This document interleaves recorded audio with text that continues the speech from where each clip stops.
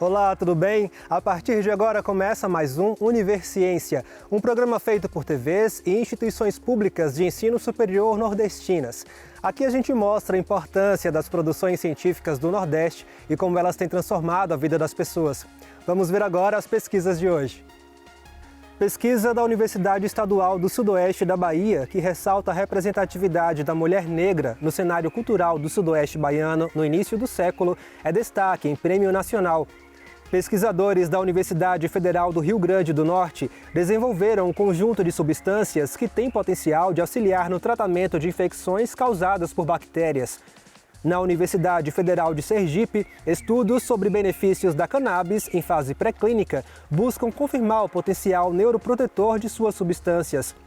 Protótipo desenvolvido por pesquisadores da Universidade Federal de Pernambuco promete motivar pacientes de AVC durante o processo de recuperação.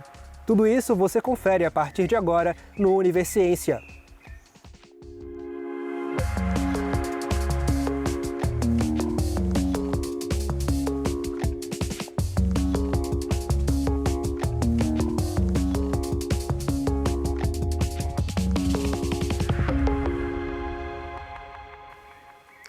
Uma dissertação de mestrado, produzida por uma estudante da Universidade Estadual do Sudoeste da Bahia, no campus de Vitória da Conquista, ganhou menção honrosa no Prêmio Nacional Prof. História.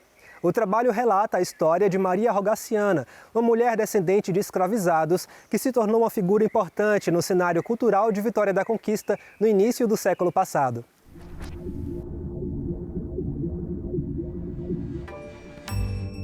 Eu sempre procurei, na minha prática docente, abordar a questão da diversidade em sala de aula com os alunos da educação básica.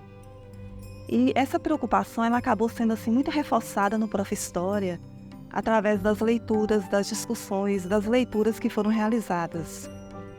Então, por muito tempo, a história de negros, negras, povos indígenas, mulheres, pessoas pertencentes às camadas populares, foi apagada, foi invisibilizada da história do Brasil. Então, é muito importante que esses sujeitos, que esses agentes históricos apareçam. Daí, quando eu entro no Prof. História, o interesse em pesquisar sobre uma mulher negra chamada Maria Rogaciana da Silva. Maria Rogaciana, ela é descendente de escravizados, ela migrou para o Planalto da Conquista no século XIX e ela veio para cá exercer o ofício de trabalhadora doméstica. E passou a organizar aqui a festa em homenagem à abolição, a festa do 13 de maio. Então eu vi nessa temática a possibilidade de dar visibilidade à trajetória histórica de uma mulher negra que teve um papel muito importante na história da cidade e que pouca gente conhece. Tem alguns temas na história do Brasil que são considerados temas difíceis, temas traumáticos, temas sensíveis. E a questão da escravidão e das relações étnico-raciais, o racismo é um deles. E são temas necessários de enfrentar, né? E principalmente enfrentar na pesquisa historiográfica e na pesquisa do ensino de história, porque tem um contato direto, né, com a população escolar, né? Como a história, né, desses temas, como o passado sobre esses temas são apropriados por uma população mais geral que está na escola. Então, nesse sentido, foi muito importante a pesquisa dela, né? E foi uma escolha muito bem feita, uma feliz escolha de temática de ser trabalhada. Essa temática também me pareceu muito importante porque ela aborda também a festa do 13 de maio, que é em homenagem à abolição da escravidão. E por muito tempo, tanto a historiografia quanto o ensino de história abordavam a abolição como um ato resultante de uma atitude benemérita da princesa Isabel. Só que, atualmente, tanto a historiografia como o ensino de história têm revisto muitas abordagens sobre essa temática e têm procurado evidenciar o protagonismo negro na luta contra a escravidão. Então, essa temática tanto possibilita discutir a história de uma mulher negra, como também abordar um tema tão importante que é a questão da abolição, né? Não só a questão da abolição, mas como os negros e negras brasileiros foram tratados e se inseriram na sociedade brasileira no pós-abolição. O 13 de maio não foi algo que não aconteceu nada. Claro que pós 13 de maio a situação do negro não mudou, não melhorou de uma hora para outra, mas ele teve um significado. e teve os significados construídos de diversas formas pela população negra, né? E adentrar nesse universo de Rogaciana, planejando e organizando a Festa e Conquista, foi possível, né, agregar essa historiografia e trazer mais elementos para a gente entender determinados contextos históricos de forma complexa, né, para não simplificar experiências históricas, que elas nunca são simples. Elas sempre são complexas porque elas sempre carregam as especificidades das experiências humanas nos seus contextos, né? Esse baú, na verdade, ele é uma caixa histórica. E essa caixa ela tem recursos como maquetes, tem, por exemplo, teatro de bonecos, tem os estandartes com a imagem de negros e negras que marcaram a história do Brasil e que tiveram um papel importante na luta antirracista. E também tem um caderno de atividades com atividades voltadas para discutir não apenas a questão de Maria Rogaciana e da festa do 13 de maio. No caderno de atividades que Giovana desenvolve e direciona para os professores, ela pega questões da dissertação dela e ela transita, né, temporalmente entre passado e presente, com o objetivo de potencializar a aprendizagem histórica, desenvolver o pensamento histórico dos alunos, né? Essas atividades do caderno elas se preocupam também em discutir os lugares ocupados pelos negros na sociedade brasileira, o racismo e questões que afetam, de maneira geral, a existência, principalmente de mulheres negras na sociedade brasileira. O que significa isso? Para esses jovens que estão no ensino médio ou que estão no ensino fundamental,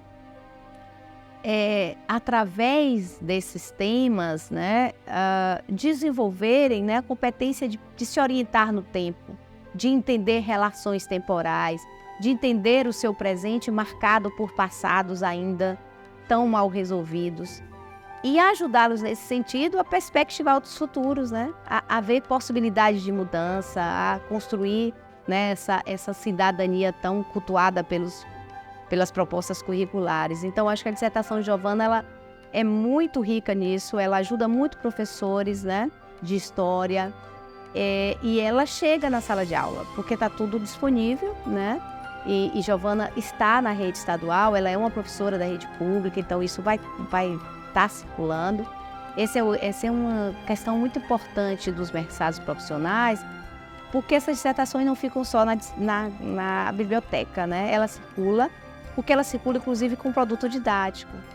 Esse material, ele é encontrado online, né, no site do Prof. História, e eu pretendo também utilizá-lo nas minhas salas de aula e também, se convidada for, democratizar, difundir, divulgar esse material em outras escolas e outras salas de aula aqui da cidade e da região.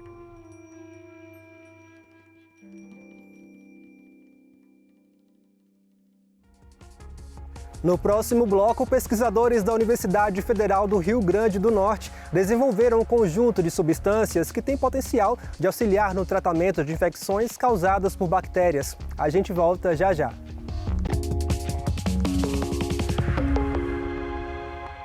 Um estudo desenvolvido pelo Departamento de Farmácia da Universidade Federal do Rio Grande do Norte pode ser a esperança na criação de novos antibióticos no combate de infecções causadas por bactérias. As substâncias elaboradas na universidade são derivadas de uma biomolécula extraída naturalmente a partir de uma glândula do escorpião amarelo, animal amplamente encontrado no Nordeste brasileiro.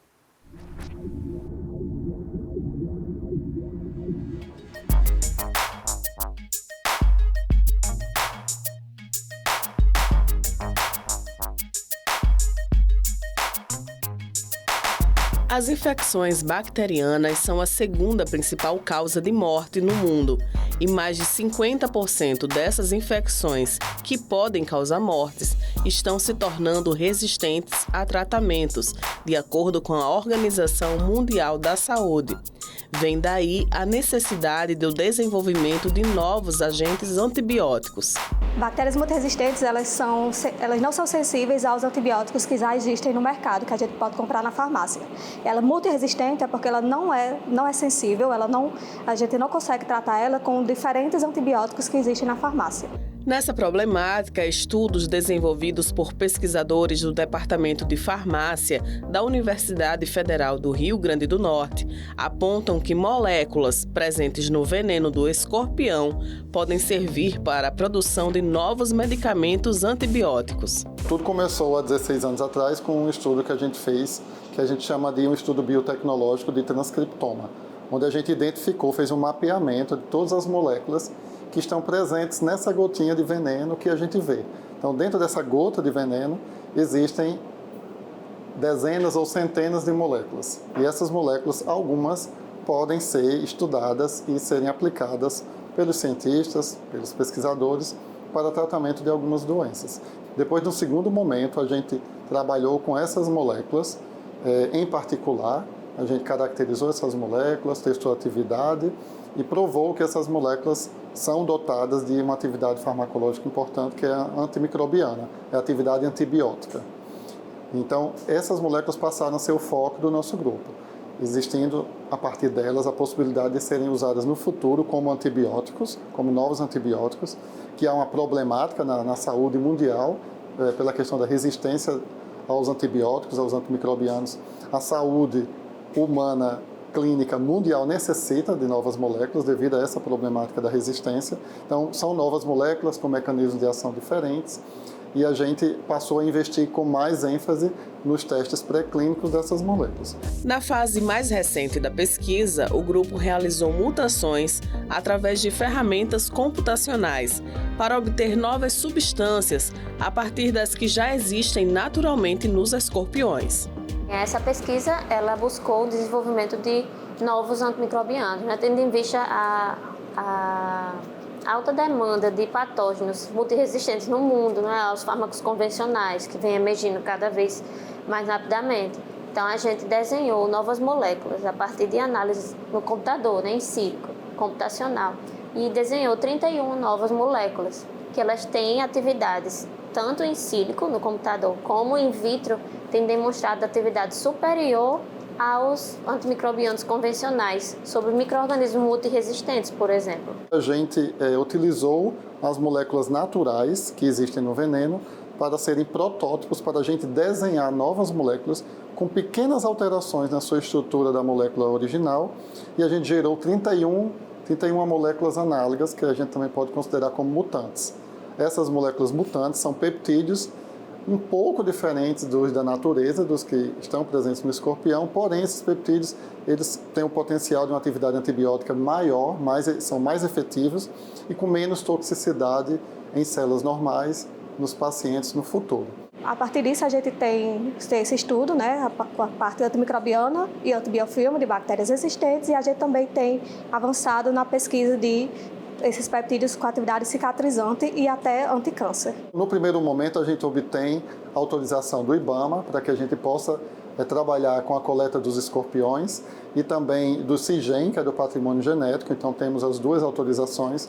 Recebemos pesquisadores do Instituto Butantan, de São Paulo, que nos deram treinamento aos nossos alunos, então os alunos são treinados para manipular os escorpiões e a partir daí a gente passou a extrair os venenos ou glândulas do veneno para obter as técnicas e os produtos biotecnológicos para entender melhor quais são os componentes desse veneno. A gente já tem observado que a indústria farmacêutica ela não tem lançado no mercado novos antibióticos. Então, a pesquisa por novas moléculas que tratem essas bactérias é muito importante. Estamos com alguns projetos submetidos no Brasil e fora do Brasil, almejando finalizar as etapas pré-clínicas e iniciar a etapa clínica. Então, consideramos que adquirir um financiamento importante seja decisivo para a continuidade do trabalho e para que essas moléculas ganhem um mercado terapêutico no médio a longo prazo.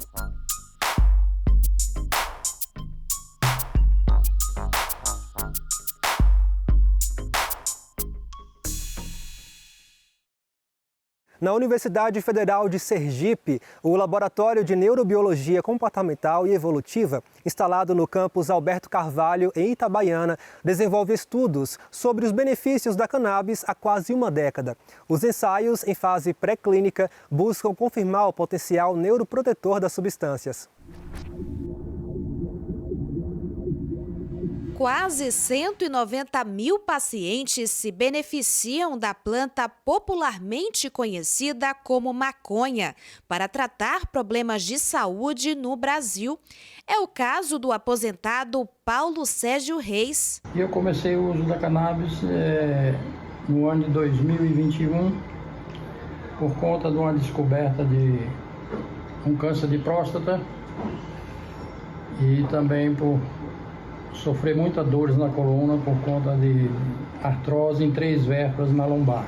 Apesar do histórico de dificuldades nas leis para o uso medicinal da cannabis, o conhecimento sobre o tema tem avançado nos últimos anos. Neste laboratório da Universidade Federal de Sergipe, os estudos começaram há quase uma década. O Laboratório de Neurobiologia Comportamental e Evolutiva, ele tem sua origem em 2015 com o intuito de investigar alterações comportamentais, principalmente alterações relacionadas à memória, ansiedade, depressão, além de doenças neurodegenerativas.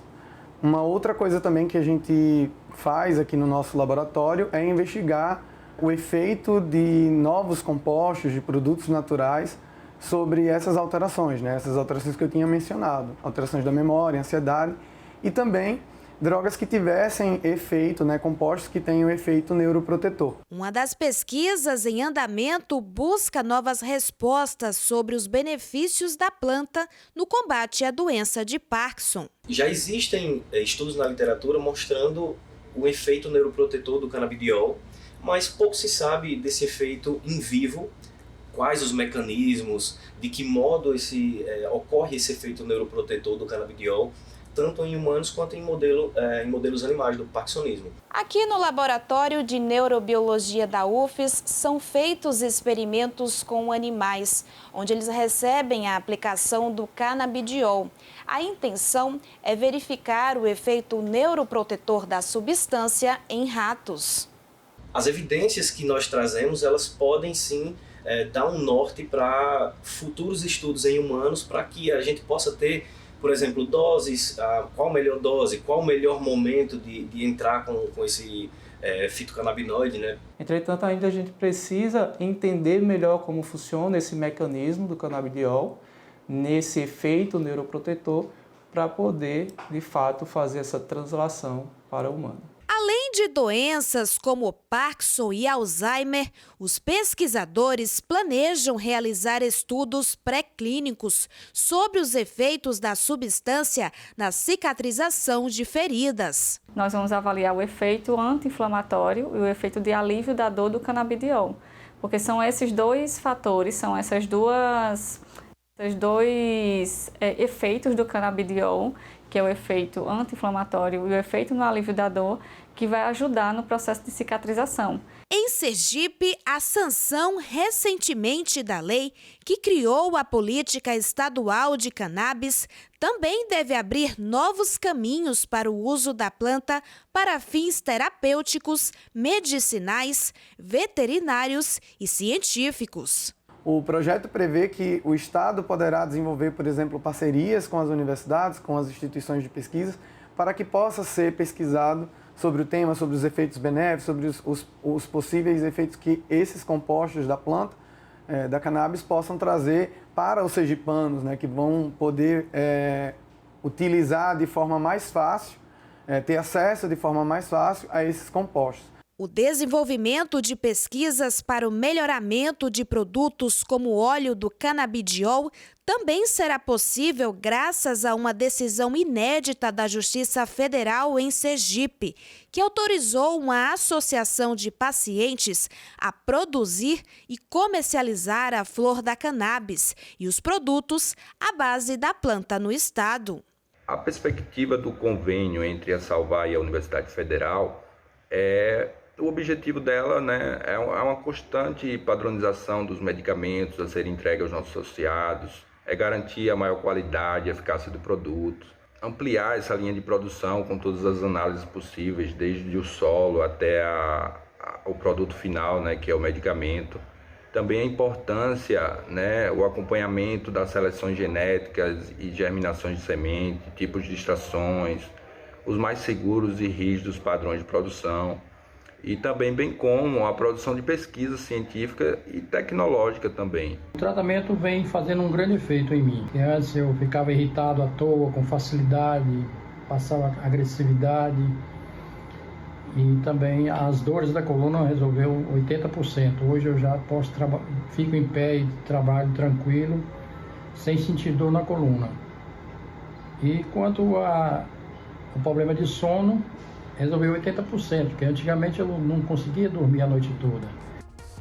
No próximo bloco, o protótipo desenvolvido por pesquisadores da Universidade Federal de Pernambuco promete motivar pacientes de AVC durante o processo de recuperação. A gente volta já.